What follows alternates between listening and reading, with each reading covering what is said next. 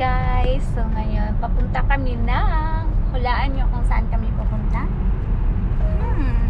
Pupunta kami ng Pilipinas. Hindi nila alam na uuwi ako ng Pilipinas. Kahit isa sa kanila walang alam-alam.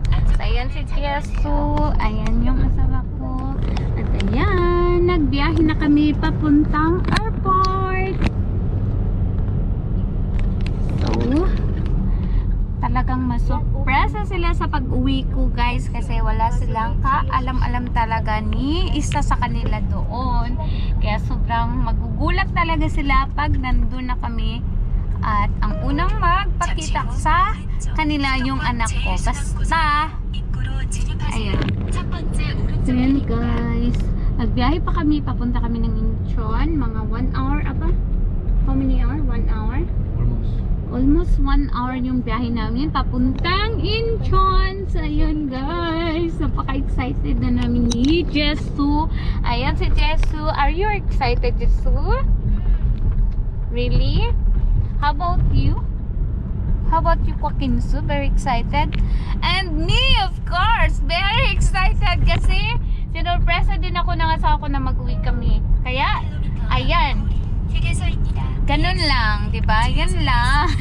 Kaya kailangan ko din silang surpresahin. Hindi lang ako lang yung nagugulat. Dapat gulatin ko din sila para fair kaming lahat. O, di ba guys? So guys, itong yung pag-uwi ko na talagang wala silang kaalam-alam guys. Kasi nga, gusto ko silang surpresahin talaga. Kasi alam ko kung gaano kasaya talaga nila kung makita nila yung bata na yan yung sa likod. Si Jesu yung anak ko, kasi miss na yan ng pamilya ko, lalo na yung papa ko, yung mama ko. Sobrang mahal yan ng papa ko sa Jesu. So yan, kaya gustong-gusto na yan ng papa ko na makita yan sa Jesu guys. So yun, super excited natin. Oh my God, excited na ako guys. So, kailangan pa namin magbiyahe papuntang airport. Medyo malayo-layo pa. Actually, kahapon, nagpunta na kami dito sa Seoul, sa Namyangju, kasi dito nakatira yung Shimoni ko, yung biyanan ko. Dito nakatira sa Seoul, sa Namyangju. So, natulog kami ng isang araw kasi syempre magpaalam muna kami sa kanila bago kami alis. Kasi nga, kung pupunta lang man kami tapos hindi kami naghinto dito sa Namyangju, baka kung anong sabihin din sa kanila. So ayan, ginawa namin, nagpunta muna kami kahapon dito at natulog kami para hindi na kami mas hirapan pa magbiyahe ng napakalayo talaga, kasi nga malayo talaga yung airport namin dito guys, kasi nga nasa probinsya kami, sa small city lang kami. So kailangan namin doon muna kami sa Shiomoniko kasi nga mas malapit sila dito. So ngayon, magbiyahe lang kami ng 1 hour. So darating na din kami agad doon sa airport. O diba? So yun, excited na ako guys. Sana safety arrival lang talaga kami guys. Ayan. At nagpe-pray na din kami kanina. So ayan guys. Abangan ninyo ang ating pa-surpresa sa aking pamilya. So ayan yung view natin. Ayan, papunta kami ng airport. Ayan. So, andito po. So, ngayon, dito pa kami sa punta muna kami ng Seoul. Bago magpunta ng Incheon doon talaga sa may airport. So, ayan. Ay, napaka-excited talaga namin, guys. Grabe. Grabe yung saya ko ngayon. So, malamig gayon dito, kaya naka-jacket na muna kami, naka-ano kami. Ayan, okay lang kasi gabi pa naman yung namin, flight namin. 8 PM! 8 PM yung flight namin. Pero maaga-aga na kami ngayon, 3 PM pa lang, mag 3 PM pa lang dito kasi nga, biyahe pa kami ng isang oras. At saka, ayun, bahala na, doon na kami magantay sa airport. Kasi, malilibang din naman kami doon sa may airport kasi marami kang tanawin doon, maraming tanawin doon sa loob.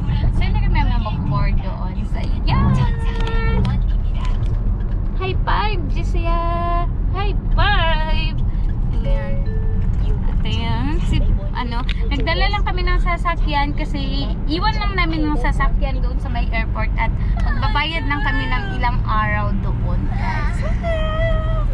Excited na ako guys!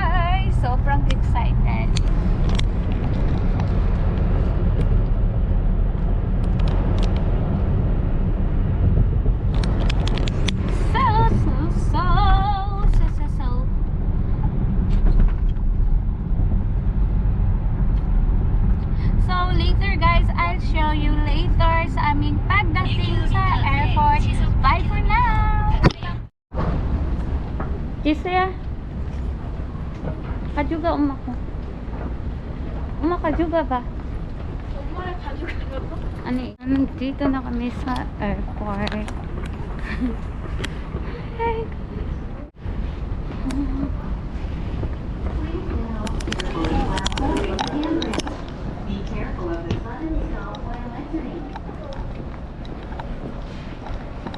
Alright.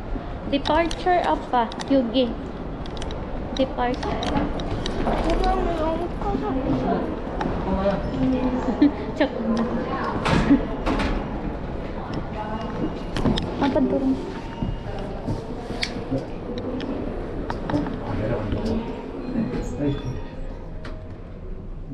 여기가 출구인가요? 네. 맞아. 입구입니다. This is the first floor for arrival. Going down. Sorry.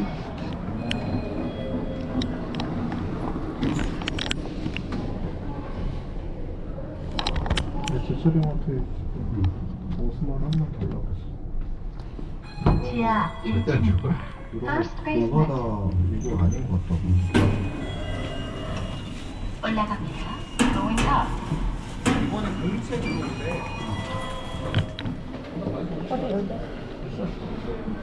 올라가 3층. 진짜 아파. 우리 오늘 진짜 고생할 것 같은데 아빠? 뭘 고생하는 거 같아? 아빠를 쳤어. 2층이야, 2층. This is the first floor for arrival. 올라갑니다.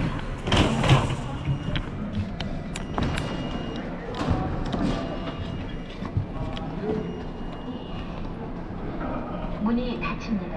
Closing.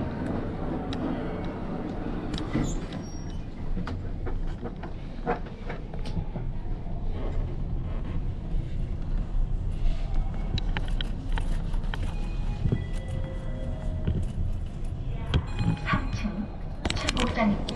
This is the third floor for departure. Kamay sana. Going down.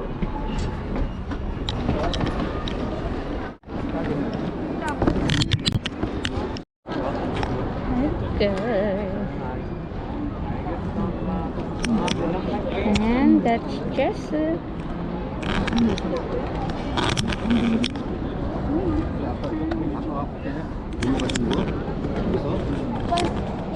아까 뭐 이름 모르면 어떡해. 이따가 다 하면 올모스 피니시.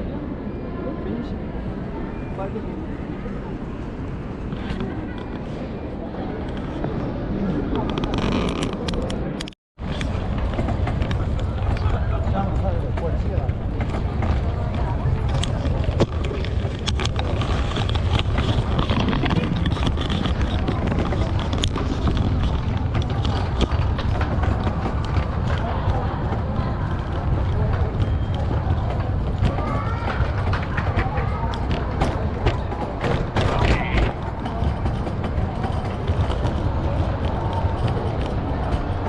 아빠 과자 먼저.